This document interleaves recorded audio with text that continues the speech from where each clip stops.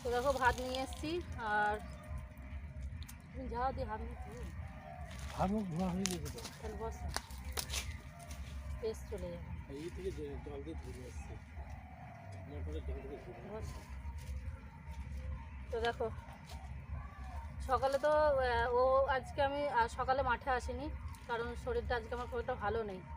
তো বাড়ি গেছিলো, তখন 8টার দিকে বাড়ি গেল। বাড়ি গিয়ে ওই চাটা আজকে সব কিছু করেছে, করে আমরা খেলামই তখন 8:30 হয়ে গেছিলো চা মুড়ি খেতে। তো ও বললো ভাত আর রাঁধতে হবে না, আর আমার ভাত সেদ্ধ ভাত হয়েছে অদ্রিজা পড়তে যাবে বলে। তো এখন তো খরানির দিন বুঝতেই পারছো, তো ভাবলাম যে এক মুঠো নিয়ে যাই, একটু খেয়ে কাজ করলে মানে পেটটা তো বল থাকবে, পেটটাও ঠান্ডা থাকবে। তো সেই জন্য অল্প এক মুঠো সিদ্ধ ভাত নিয়ে এসেছি দেখি। এই যে আসলো এখন।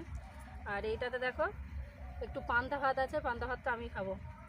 আমাদের 3 জনের মধ্যে একটা বিশেষত্ব আছে কি, আমরা যে জিনিসটাই খেতে ভালোবাসি 3 জন সমানভাবে। মাছের মাথা খেতে ভালোবাসি 3 জনই, পান্তা ভাতও 3 জনই। ও বলছে আমাকে দিতে, কিন্তু এটা আমিই খাবো, ওকে দেবো না, ওর জন্য গরম ভাত নিয়ে এসেছি। আর এই যে নাও তোলো, বাদাম পেঁয়াজ এতে রাখো, নয়তো ভাত বেড়ে নাও।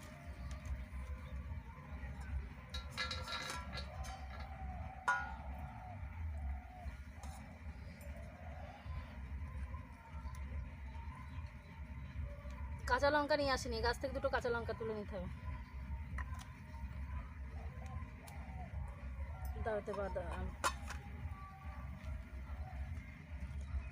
বাদাম কাটা দিয়ে দিতে, এরকম লবণ আছে।